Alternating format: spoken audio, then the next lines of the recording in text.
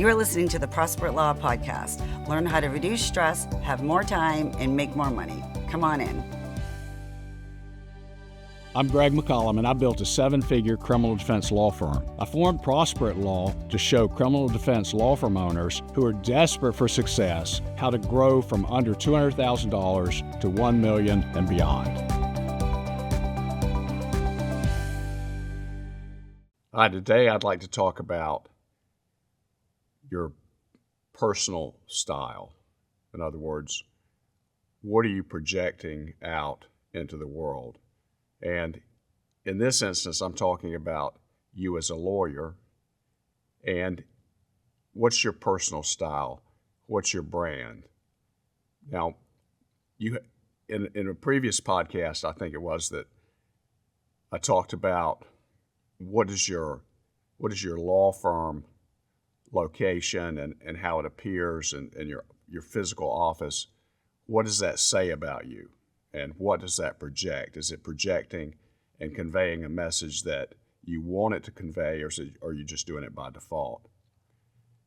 There's another type of brand which I'm not talking about right now, and that's the brand of your company, or the brand of, think of brand of, say, a product or service. It's easier, I think, to think about it as a product. So, what is the Coke brand? What is the Pepsi brand?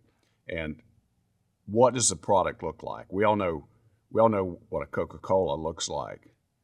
Now we even know what a Diet Coke looks like. We know what a new Coke looks like.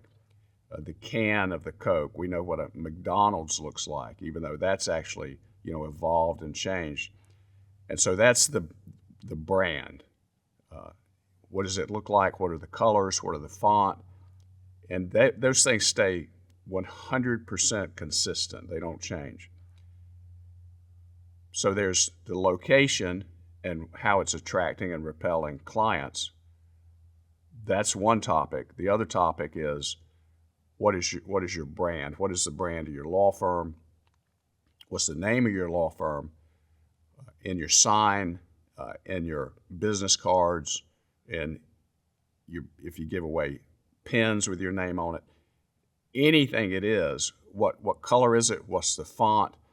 Do you have a color that represents your law firm? Do you have a color that represents your brand? Do you have a font? I'm not talking about that. I'm talking about something else. I'm talking about a third thing, which is what I call your personal style brand. I'm the managing partner, or I'm the owner of the complete legal defense team. And as the face of the complete legal defense team, my personal style brand is, my hair's cut a certain way, it looks a certain way. I don't grow a mustache for a period of time. I don't grow a beard and look differently, though I could if I wanted to, but it's going to look different. So what do I wear?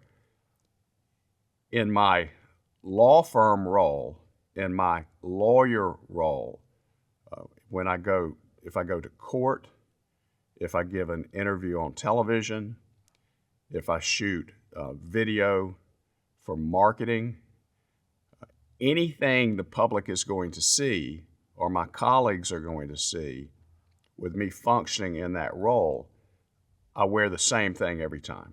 I wear a blue suit with a white shirt with a certain kind of collar, not a button down. I wear an orange tie and black shoes and socks. That's what I wear.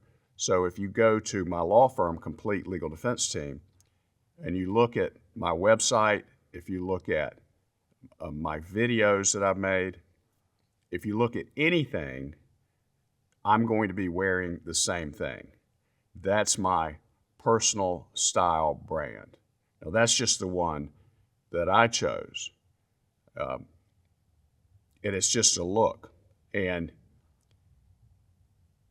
it may seem odd to do that. it may seem like that's weird. And the first time back, I think it was in 2014, I made some, I guess they're called FAQs, videos on legal topics. I was working with a marketing company, and at that time that was cutting edge to do 12 2-minute videos for YouTube and to quote, put it on your website. And I remember, because I traveled out of town, I flew down to Miami because that's where they were located. And so I was going to pack a suit. I was going to pack, I think, pants and a jacket. I think I probably took a white shirt and a blue shirt. And then I took about 5 ties because I didn't want to look like somebody that didn't change clothes. And so if you go way back and look at those videos, I have on different things because I was intentionally wearing something different. Now, I have more than one blue suit. I have more than one white shirt. I have more than one orange tie, though many times I wear the same orange tie. So why do I do that? I do that because I'm trying to project certain things. Now, prior to me creating the Complete Legal Defense Team, when I was Greg McCollum or M. Gregory McCollum, attorney at law, I still had a certain style, and I don't know if I knew this intuitively. I know some of it is some people told me things. So I remember a lawyer told me that I should wear a dark suit instead of a gray suit or a plaid suit or something like that, because she, at that time, I think she was saying it was more business-like. So I do remember, though, and this shows you how that projects something out into the world. After a brief stint working as a judge's clerk, and even then, when I came into town because our judges travel, so I was actually in the Myrtle Beach area. I wasn't from here, and when I showed up, I had a certain look, which was I wore the dark suit, I wore the white shirt and a tie. I dressed a certain way, even to work when I worked for the judge. I didn't come in a jacket and khakis. I didn't walk around in different kind of clothes. I dressed up for that. So even though I grew up in Easley, South Carolina, the word out there when I was in town, and who's this new guy, and I had lived in New York previously, so he's from New York. A friend of mine just thought that was hysterical, hilarious later. She said, "You're from Easley."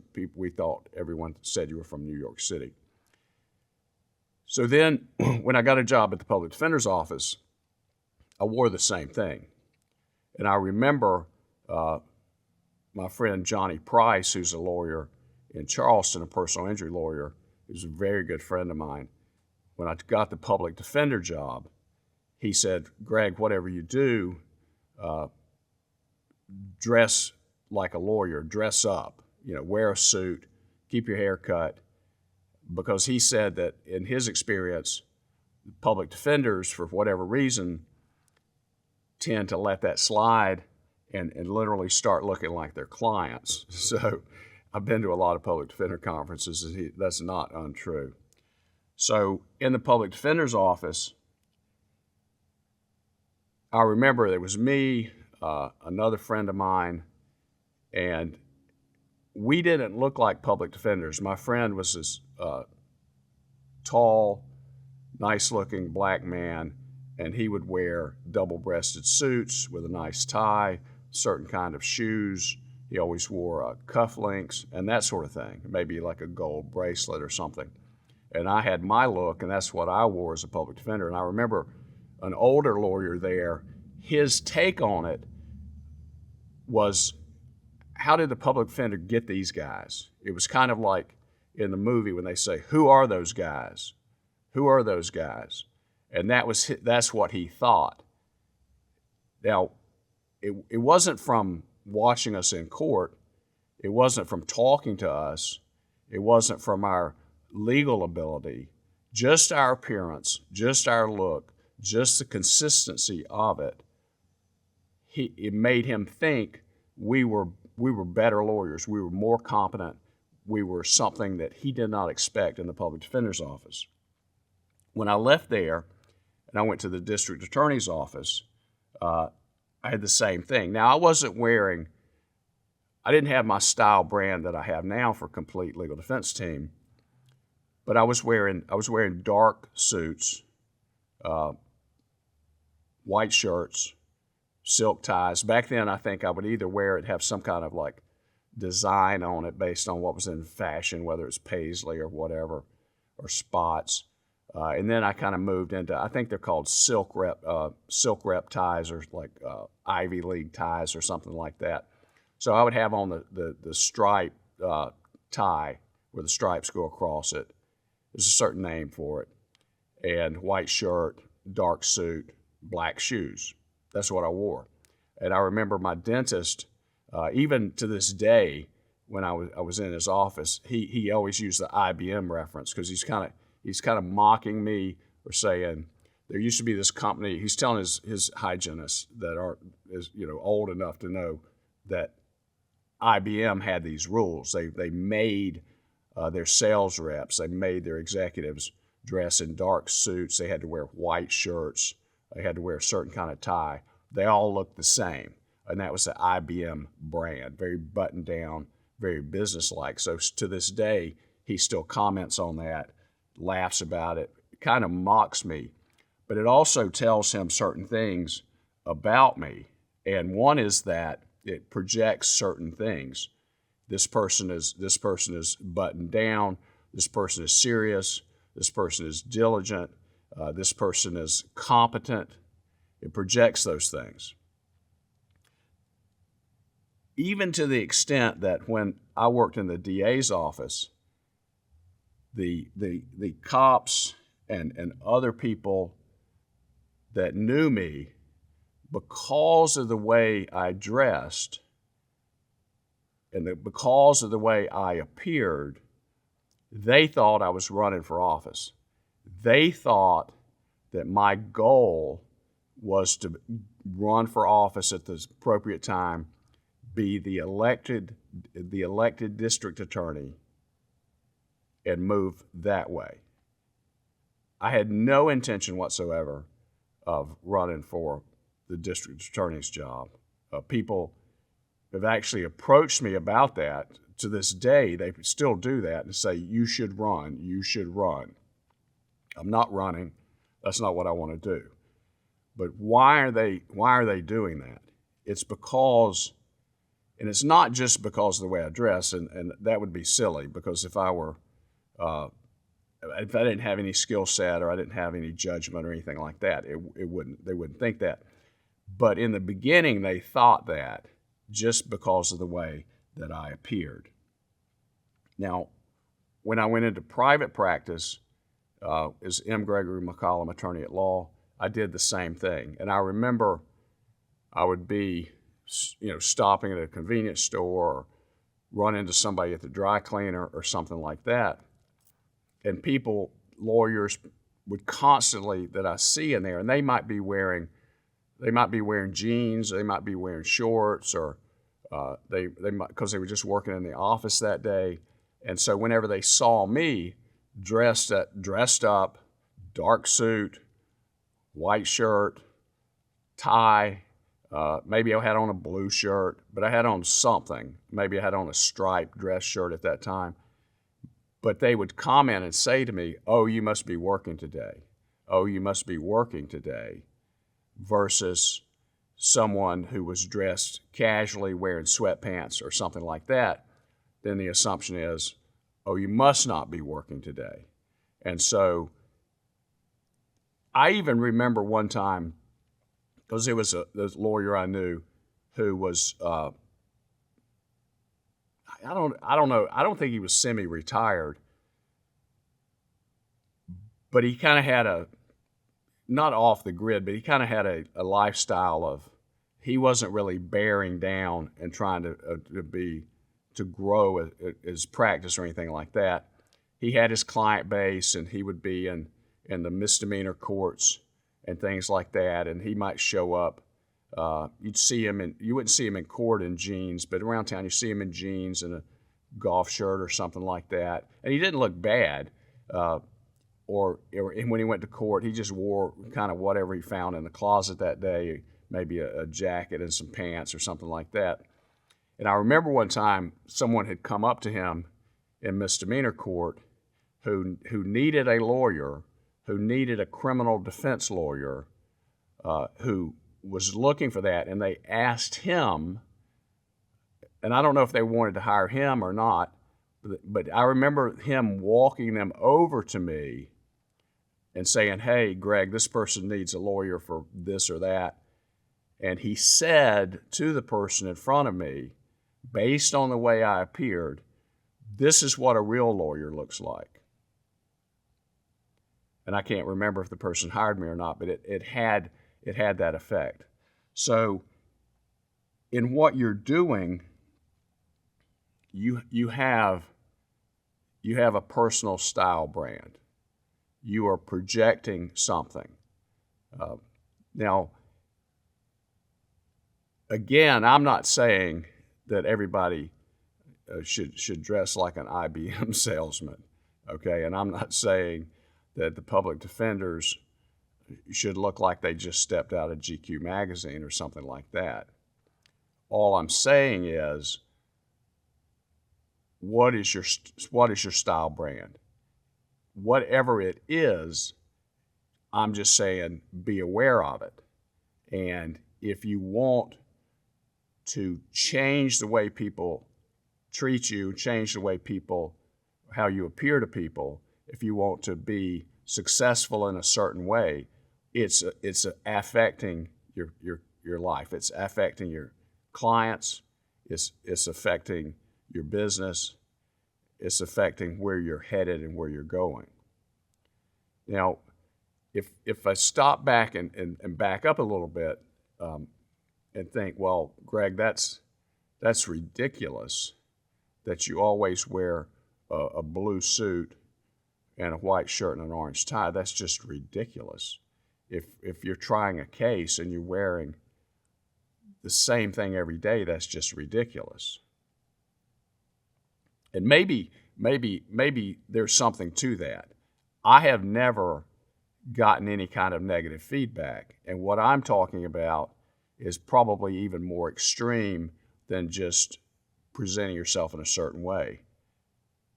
But if I'm in court, if I were in court trying a case, and even now they call me and say, "Will you comment on this? There's something in the news. Will you comment?"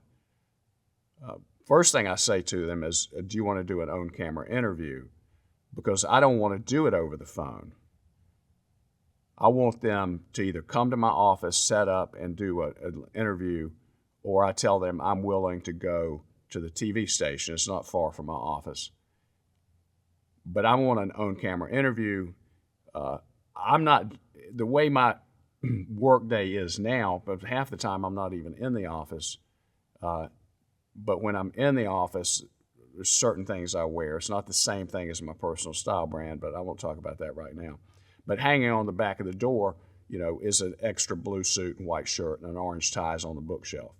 So for the interview, I'll just put that on, do the interview. When they leave, take it off.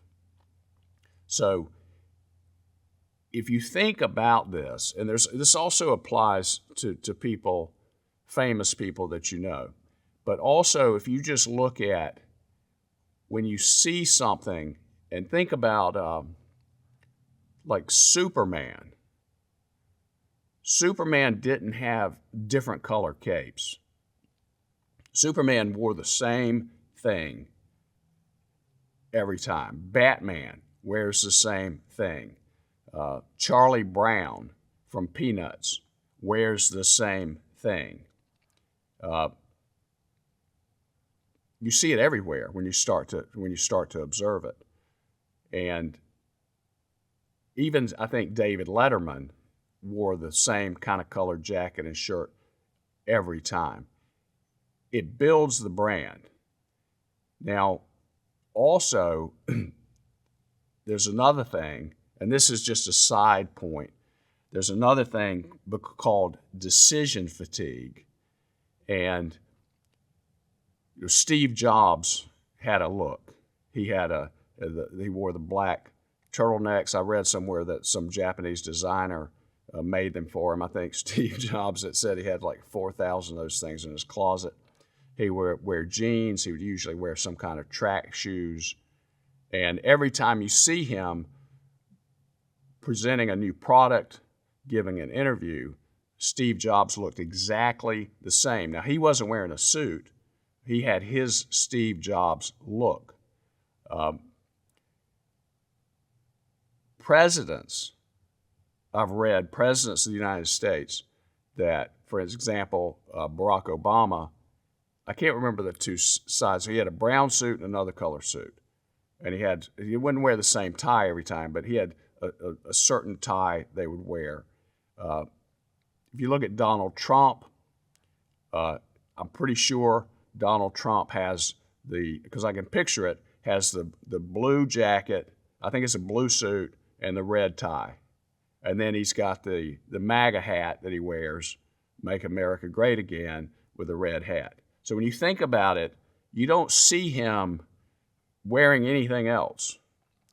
And so they've got this brand, but it's also the brain.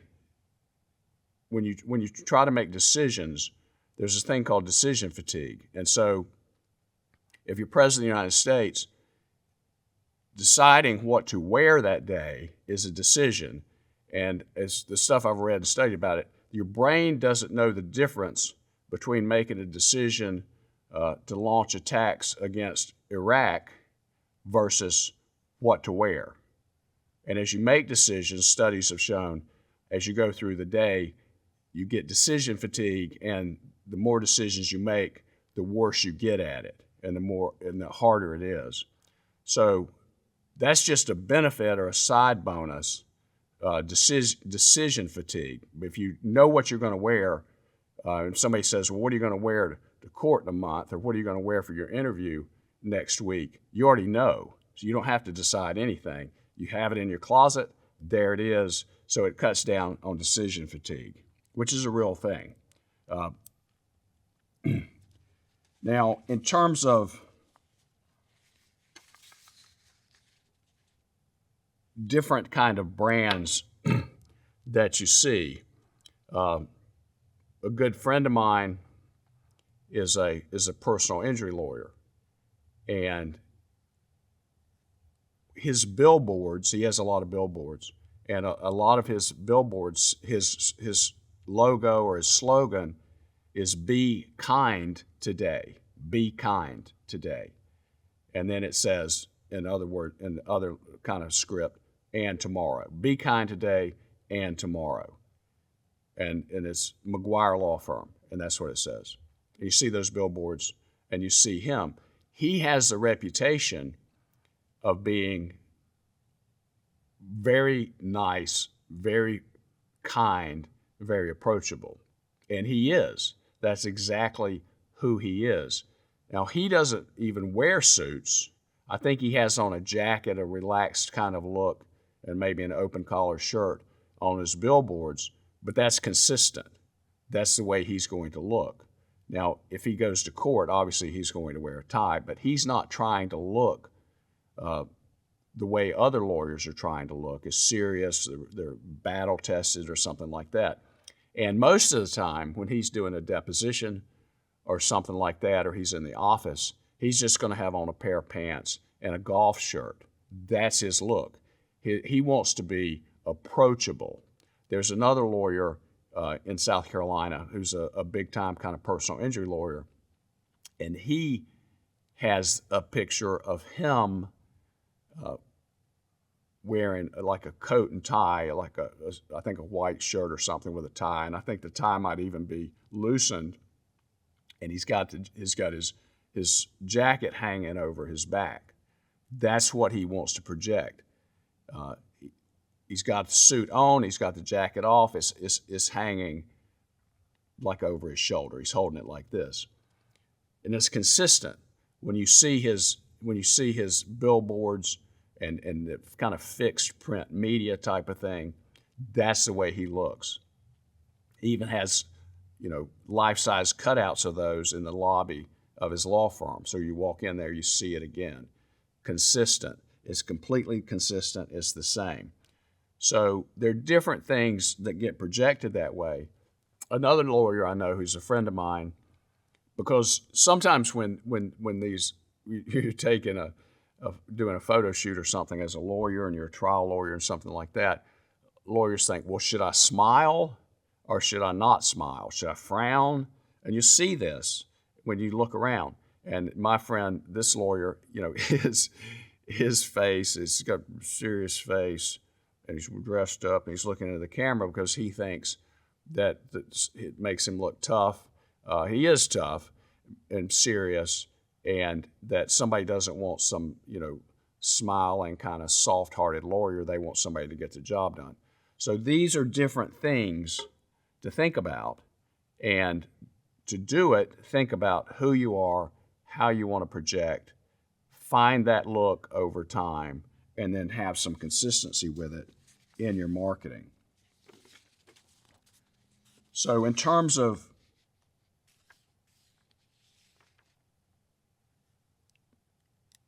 your personal style brand, you can just think about it.